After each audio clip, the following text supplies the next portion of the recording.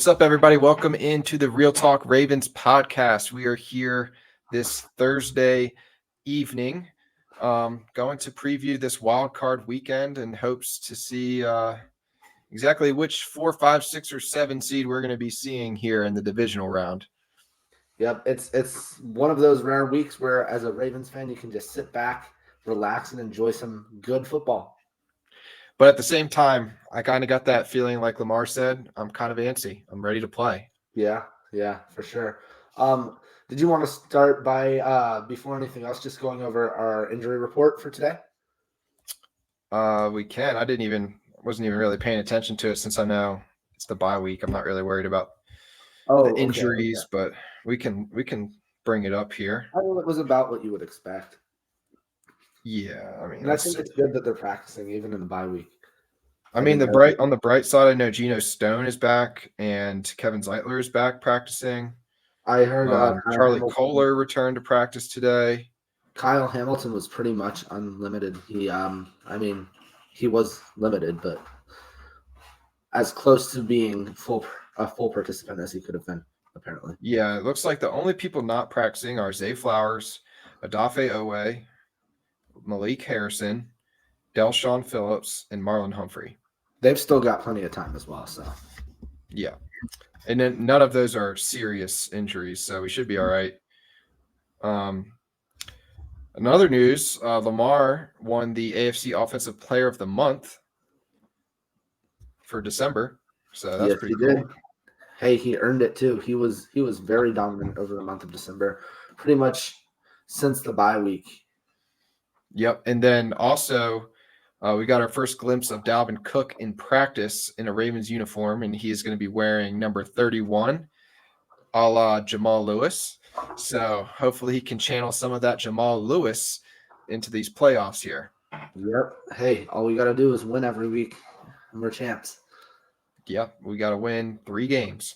3 games. But we're going to take it one at a time, just like you said. My favorite time of year.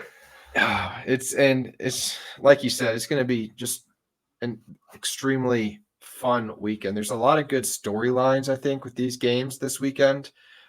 Specifically, you've got Jared Goff and Matt Stafford facing off against each other, against the teams that basically traded them to each other. So that's going to be pretty interesting. Jared Goff hasn't really had that same success that Stafford has had with the Rams. So it's now kind of on him to prove that, he's still pretty good.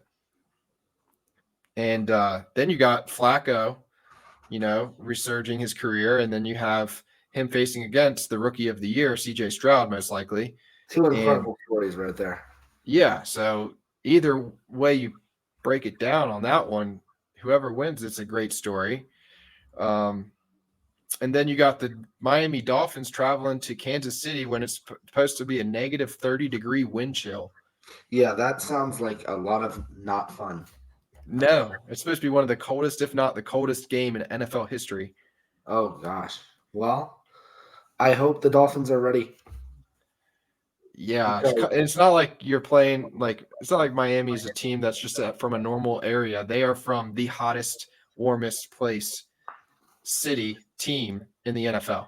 Oh yeah, it's always a pain to play in Miami, especially early in the year, and just, if it makes people feel any better, I think it'll be a close game solely because of the weather. Neither team has been really impressive as of late. So I would expect Patrick Mahomes to probably step up bigger in the moment, but this is Tua's opportunity to show that he's got something. This is his contract year, isn't it? Tua's? I thought he just signed an extension. Did he?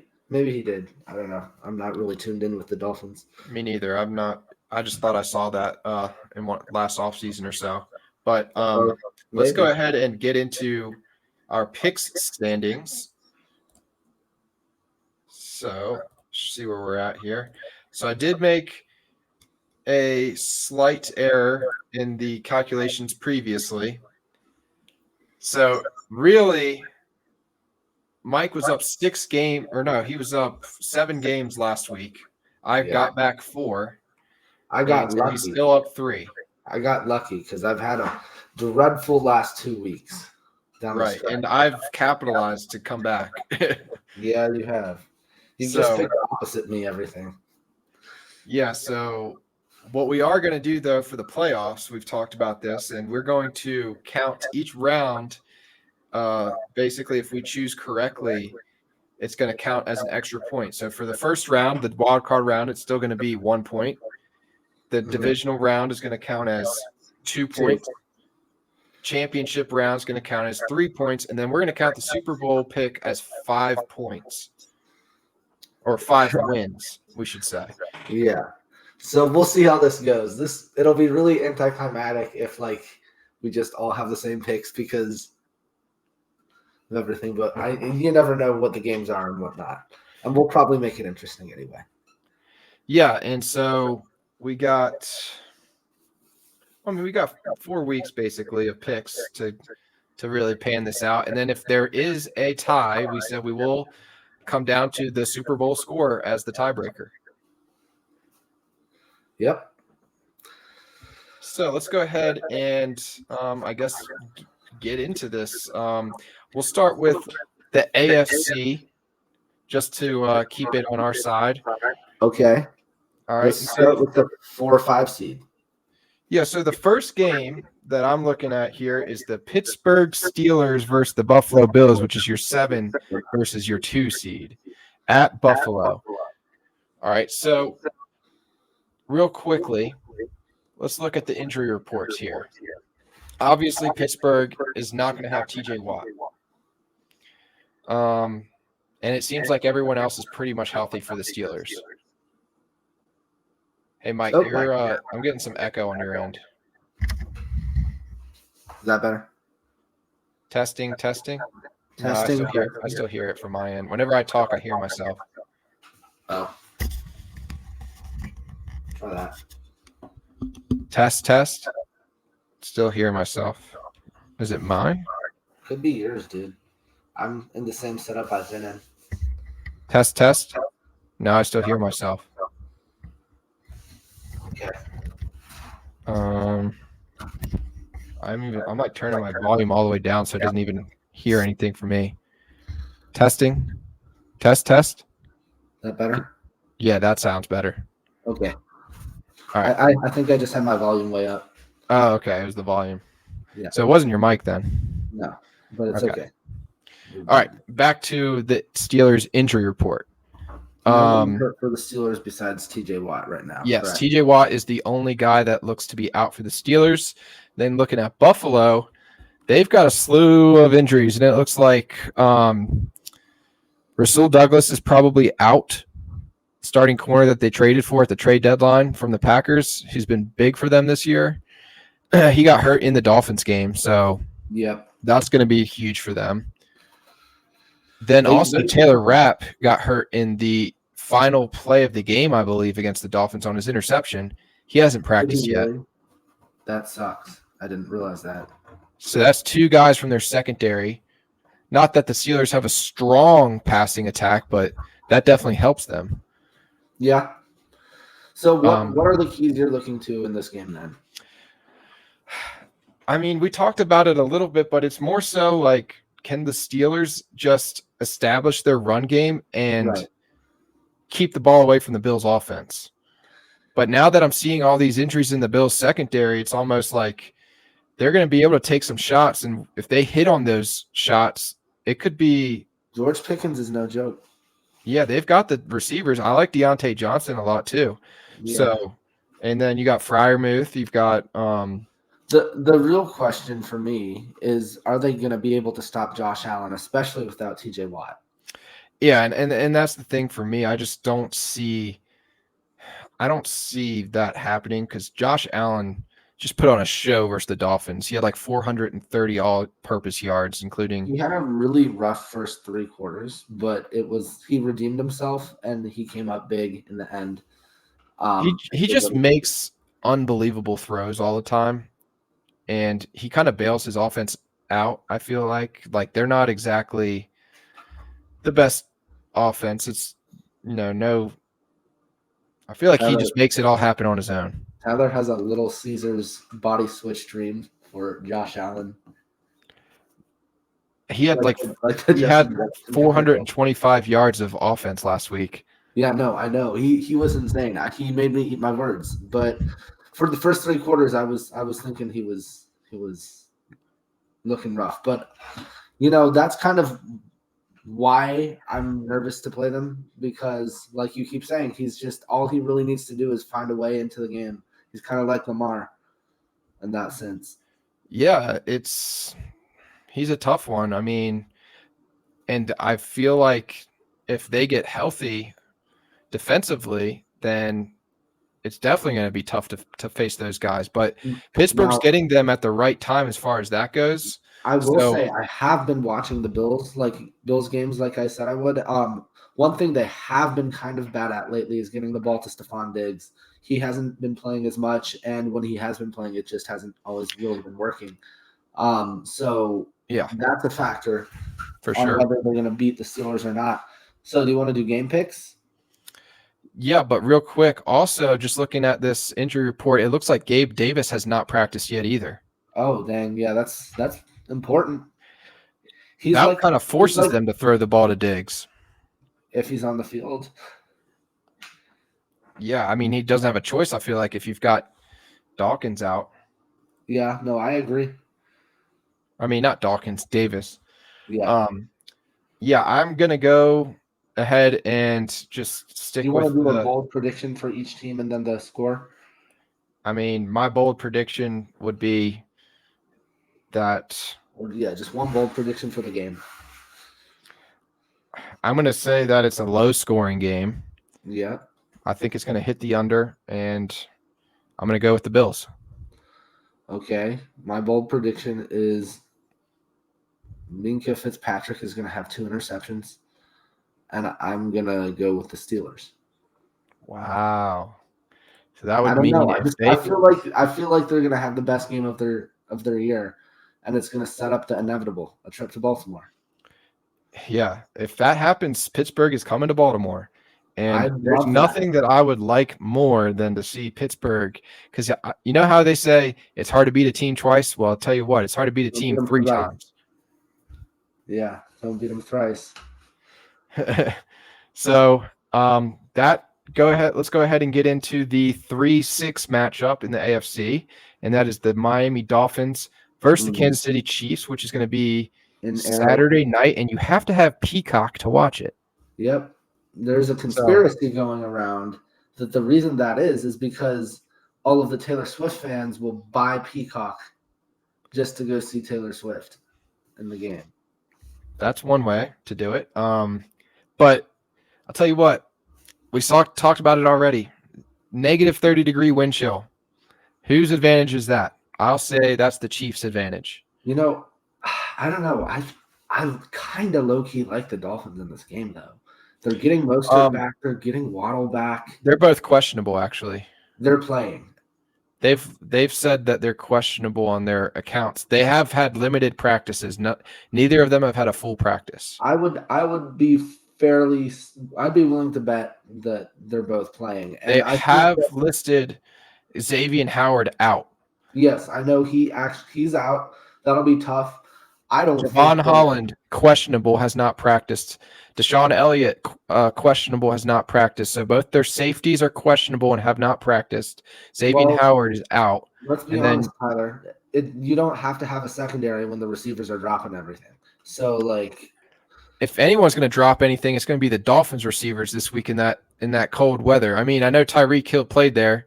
So he's got that going for him, but played in that kind of weather, though. They're used to the cold, but it's exceptionally cold. So it's a and you know what? It really, I think, might come down to is the running games, not really the pass games. That's what I'm saying. If Mostert's there and A-Chain, Isaiah Pacheco, is he supposed to be playing? As far as I'm aware, let's look at the Chiefs. The Chiefs injury report.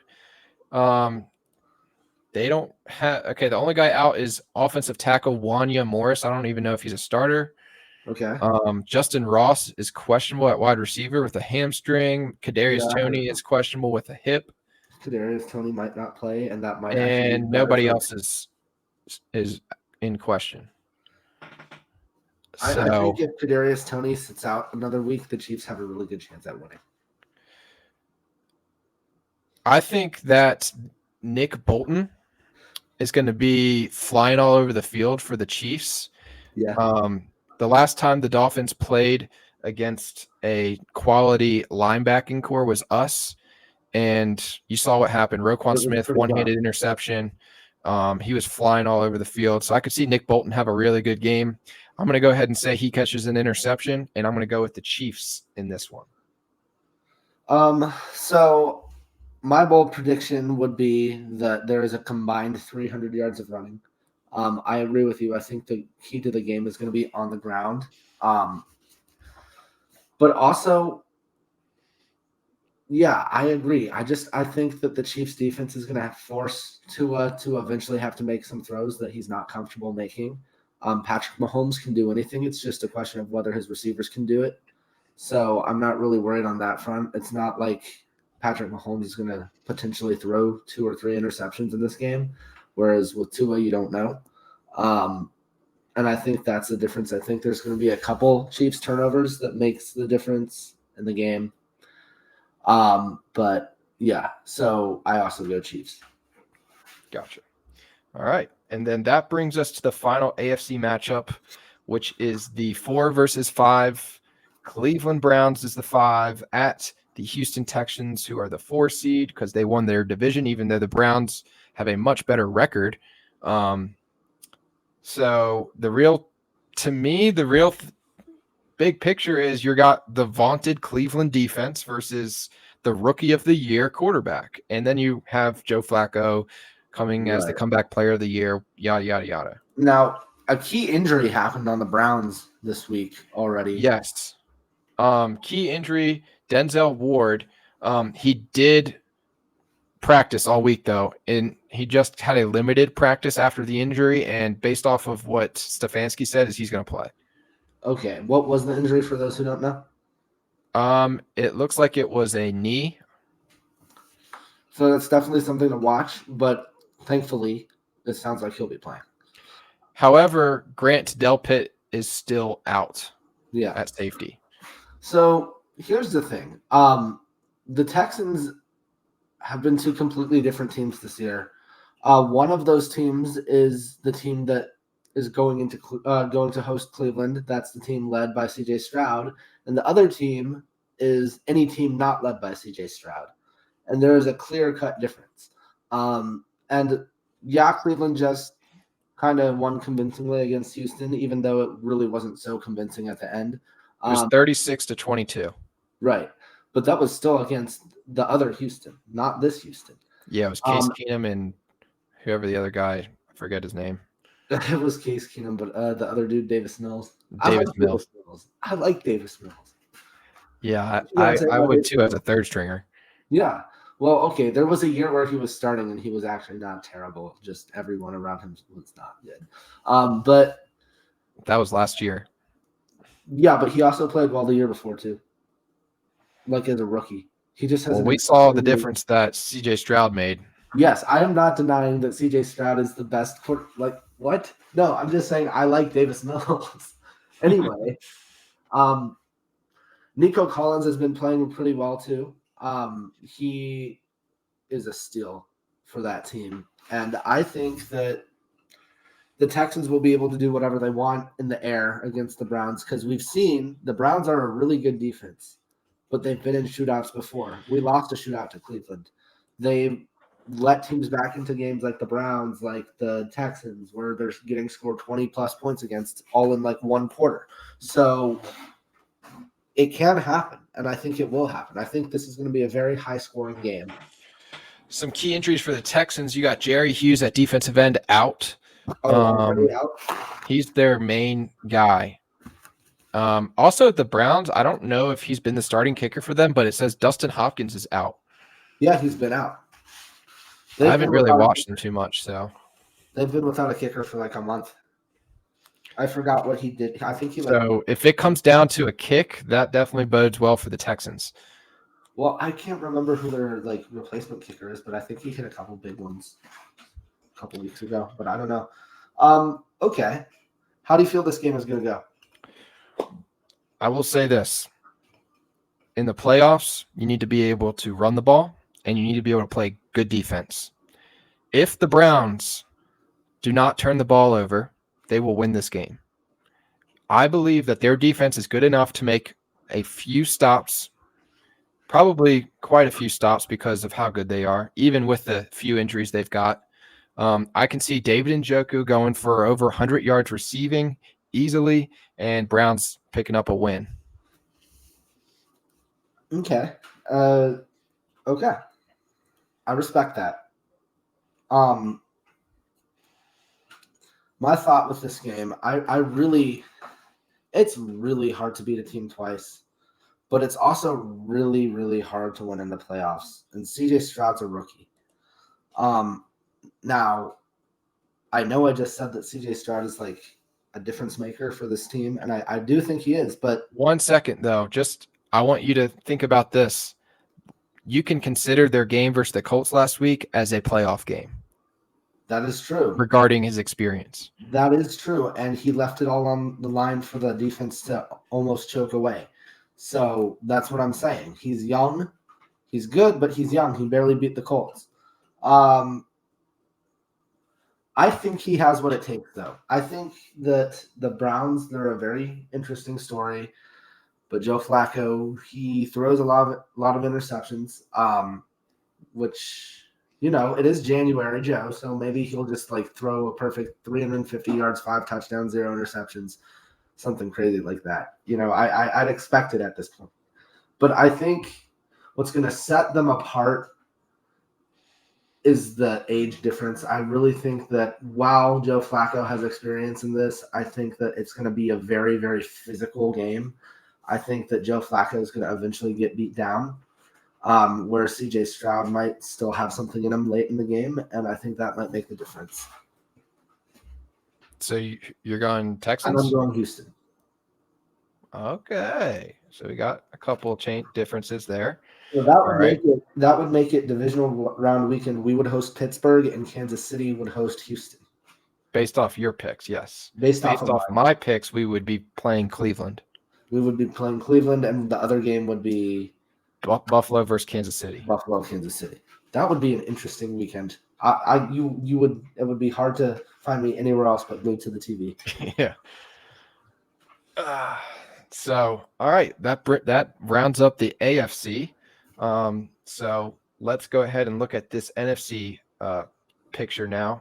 So the 2 versus the 7 seed is Dallas versus Green Bay at Dallas. Let's go ahead and look at their injury reports here.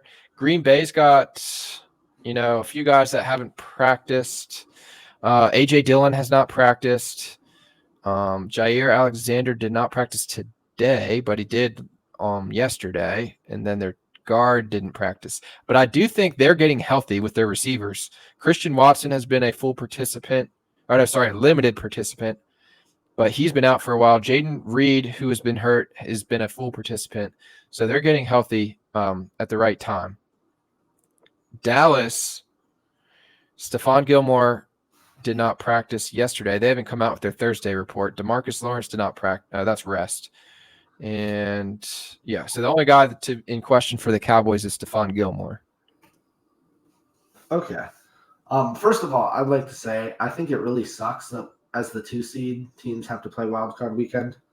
I know that that's the downside of adding a new team. I don't like it. I think that the 1 and 2 seed should always get the bye, but it does make the 1 seed much more coveted.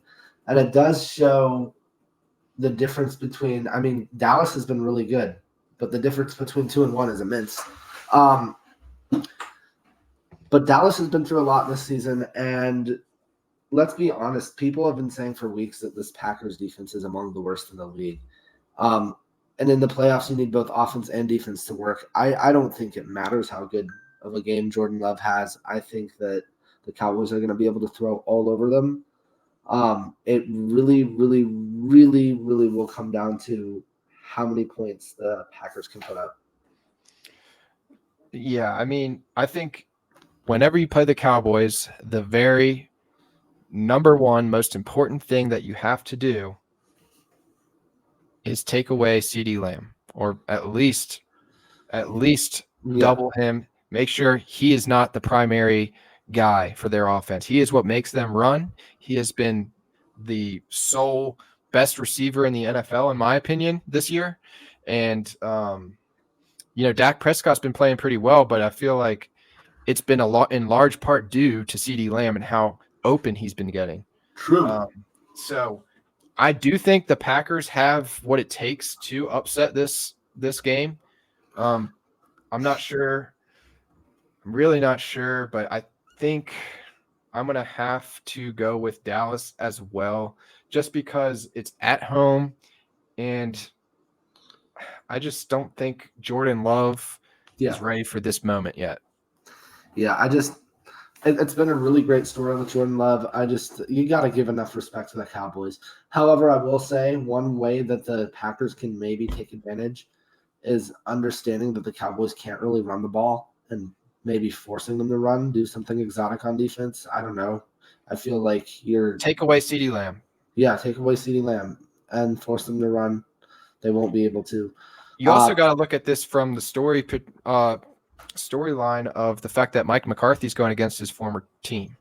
I don't think that matters. I don't think Mike McCarthy cares that much. I think he just wants to win. If you were a Green Bay fan and you saw Mike McCarthy on the playoff other sideline. Oh, sure. For Green Bay, it matters. I'm talking about for Mike McCarthy. I don't think he gives a crap. I think he's just there to win a football game, honestly. I think if it was against Atlanta or New Orleans or Seattle, he'd treat it the same. You have to, but at the end of the day, it's still the team that he coached for 10 plus years for. I get that. I don't think Zaddy cares. All right. Next up. The 3 versus the 6. The 3 seed being the Detroit Lions, 6 seed being the LA Rams. This is a fun game. I can't wait for this. This is like I said, the storyline. You got the trade that happened between Stafford and Goff playing against each other. This is a tough game. Let's look at the injury report for this. I think it could go either way. LA guard Joe Noteboom did not practice. Jordan Fuller, free safety, did not practice all week. And linebacker Troy Reeder has not practiced all week. No Sam Laporta either. Yeah, that was the Rams. So the Lions. Oh, yeah. Sorry. The Lions, Sam Laporta has not practiced, so he's out probably. Khalif Raymond at wide receiver did not practice. Yeah, and that's it. Also, the Rams are getting back safety C.J. Gardner-Johnson. Mm-hmm. You mean the Lions? Did I say Rams? Yeah, Lions. Yeah. I was thinking. So interesting game. Love all the storylines. But even more so, I just love all the matchups we're gonna get. This Lions defense, this Lions secondary, and specifically, that's been tested a lot this year, that failed time and time again, is going to get another test and another chance to step up to it with Cooper Kupp, Puka Nacua, and co. They're really, I mean, Stafford is, in my opinion, still a top, if not top 5, definitely top 10 quarterback, you know? I think the Rams have been just, when they're healthy, they're great. But when one of their stars goes down, their whole team crumbles, it seems like. When Kyron Williams went down, they struggled. When Cooper Kupp went down, they struggled. But now you add in the fact that they have Puka Nacua, who's had a remarkable record-breaking rookie season. Yeah. So this is tough. Who do you got? I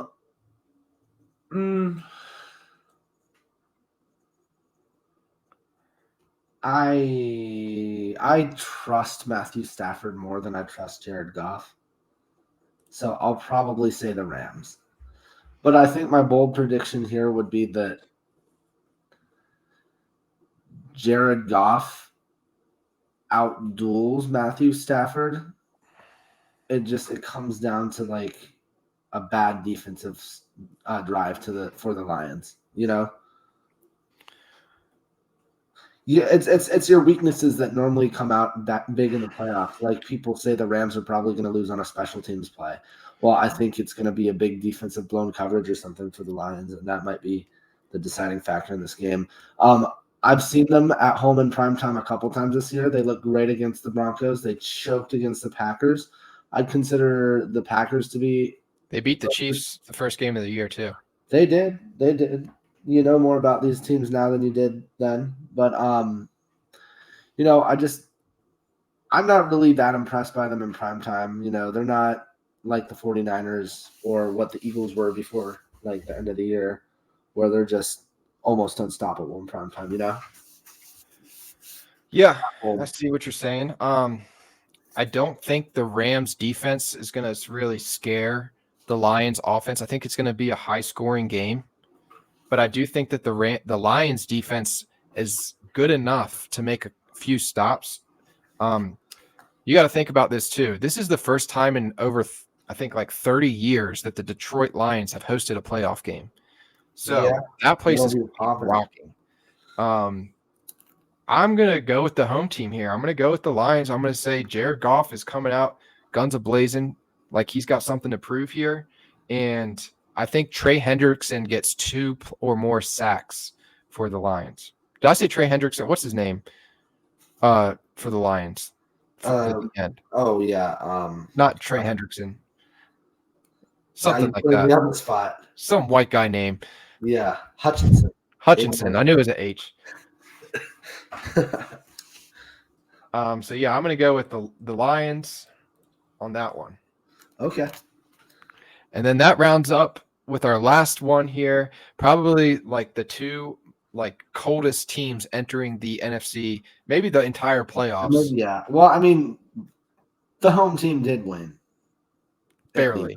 Versus the Saints, right? Or no, the Panthers. The 3 and 13 Panthers, whatever. So Philly, you got Philadelphia at Tampa Bay. Yeah. This pretty crazy. This is the 5 versus 4 game, right? If this was, I don't know, I might not even watch this game. I'm not gonna lie. Like, I do care enough about the Eagles to watch, but like, this is gonna be an awful game. Or it's going to be the best game of the wild card. Isn't this on Monday night? Yeah, it is the Island game, Monday night, prime time, Nickelodeon slime time, or whatever. So they've actually only had one practice so far. Today was their first practice because of that. And remember, Jalen Hurts broke his finger on his throwing hand during the last game. He broke it? Well, dislocated, something like that, and they popped it back in, and he said it was not good. He said it's very painful, and he tried to play through it in their last game, and he said it made it worse. Yeah, that's the worst thing about playing your starters week 18 is sometimes you have to, and that stuff. Did you see the picture? No. Oh, his finger was like completely like back or where? Ugh, yeah, don't do it to yourself. To show me. I was trying to give you the right angle. I can imagine. But the Bucks have not looked great either. I'll say this: the Eagles have the better team, but they're not playing better. No, they're not. I mean, this is going to be a game that comes down to who wants it less, I guess, is going to lose because I mean, this was a matchup week 3. I don't know if you remember this. This was like a huge game because the Buccaneers were undefeated at the time, and so were the Eagles. And then the Eagles blew out the Buccaneers. I find it very hard to imagine the Buccaneers winning this game. Yeah, I mean, I hear you. I hear you on that, but I mean, anything can happen.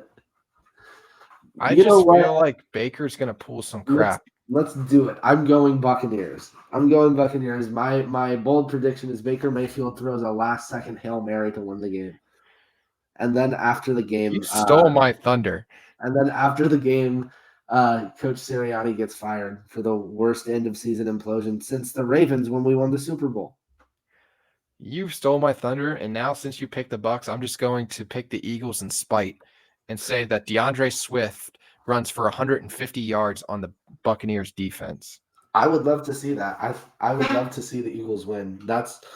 I just think that's the recipe for a better divisional round. But the Buccaneers are in the playoffs. They did win their division. Yes, I think that there are like 4 different teams that would have probably been more interesting, but So here's what it looks like. that's great. That's not terrifying at all. This is what we are looking at right now. So, if it were up to me in the AFC, we would be facing the Cleveland Browns. Not that I'd rather see the Texans or the Steelers, but I think honestly rather see any of those 5 other teams than the Browns. Yeah. Yeah. But I think it's just too good of a story. I think we're going to see Joe Flacco come into Baltimore in the divisional round. And then I think Buffalo versus Kansas City, that rematch is always huge for ratings. And then on the other side, I think for me, I'm going to see facing LA. Yeah.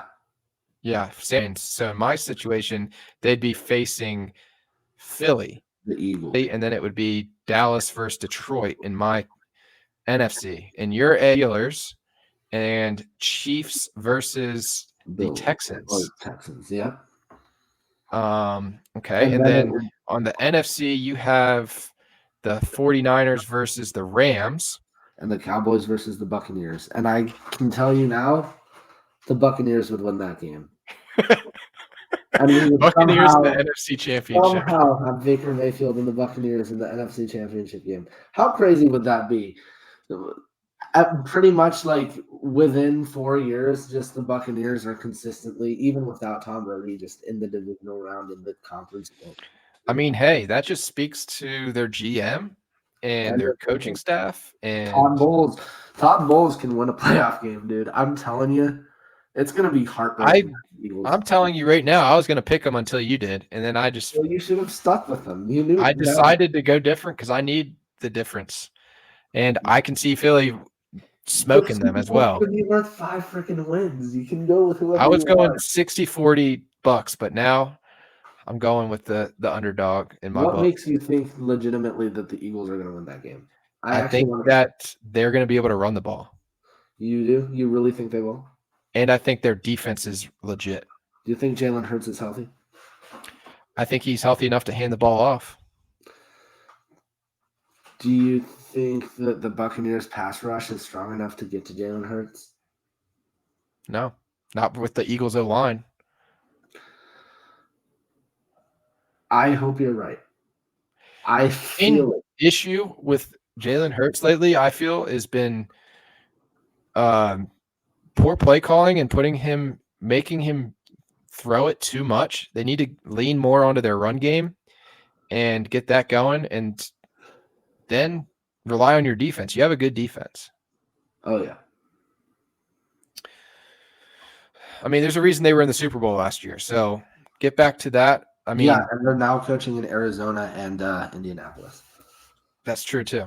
So hopefully we don't become victim of that as well. Well, if we win the Super Bowl, it'll be a little more acceptable. How about that, though? I'm just looking at this now for the first time. 6:30 kickoff for the Super Bowl this year, Eastern. Yeah, that's normally what time it is, I think. Is it? That means I'll be starting Mountain Time at 4:30. Jeez, that's just like right there in the middle of the day. Yeah. Jeez. That'll be nice, though. It'll be over at like 8:30, and you'll just like get to have a night. Yeah, that's true. I mean, and if you think about it, that's the local time. Las Vegas is Mountain Time. Yeah. Well, also, if we go to the Super Bowl, you're going to be out there anyway, so. I'm planning on it. Yeah. That'll be fun. All right. Well, I think that wraps up this podcast. You got anything else? Oh, crap. Is there a website that our viewers can go to check out the reffing matchups for these games? I think you can go to, you just Google the wild card referee. Okay. I mean, we can look at it real quick. It doesn't take. Let's Okay. see. Wild card weekend. I just want to know if Brad referee Allen is still in the game. assignments. I know they said Dolphins he was at Chiefs, demoted. Brad Rogers. Steelers at Bills, Carl Sheffers. Packers at Cowboys, Ron Torbert. Rams at Lions, Craig Rolstad. And Eagles at Bucks, Adrian Hill. Okay. I only heard like one name in there that made me cringe really bad. Who's that? The Cowboys one. Ron Torbert? Yeah. If he's the guy I'm thinking of, then According to Sharp Football Analysis, Brad Rogers will have an impact on the Dolphins and Chiefs game. Apparently, he leads the NFL in offensive holding and offensive pass interference calls. Dang. I guess I'll leave that with the Chiefs and the Dolphins. The Dolphins and Chiefs offenses are both above average penalized units. The Chiefs and Dolphins offenses were among the top 3 penalized units for offensive holding penalties. Both of them were. And Brad Rogers called an above average 18% of overall penalties on wide receivers and tight ends, and 18% of overall penalties on defensive backs in the regular season, below average on defensive backs. So less on the defense, more on the offense. And let's see, anything else? Seems like that's the bottom line. Brad Rogers is 9-7 in the under the total in 2023. Okay. But he was considered one of the best referees for the over. Okay. Chiefs are 3-0 on the money line and 2-1 against the spread in their 3 games with Rodgers officiating. Home teams have gone 13-3 on the money line and 11-5 against the spread with Rodgers officiating. So home team advantage, and he likes to call penalties on the offense and less on the D. Okay. Well, maybe every other snap when that left tackle and the Chiefs lines up offsides, he'll actually call it. But yeah, that's all I got. Anything for you? I just wanted to say I really, really, really like these matchups. I think that this is probably one of the better wild card weekends we've had in a while. The last time I remember watching a wild card game and looking at a wild card weekend and actually feeling like this was probably the last time we won the Super Bowl, just because of, we played Andrew Luck back then. I think we had the Texans and the Bengals. We weren't the number 1 seed either. No, we were not. But what I'm saying is just like these matchups are just so intriguing. There's a lot of parity in the playoffs this year already, and if we have, I hate to say it, but if this season is an indication of anything to come in the postseason, then it is going to be crazy. That it will. But hope you guys enjoy the rest of your weekend. Enjoy some playoff football. We only got a few more weekends left of this NFL season. Root on who you, want for the Ravens to play between those 4 through 7 seeds. And yeah, make sure you like, subscribe, and share. That's all we got. We'll see y'all next Monday. Enjoy the weekend.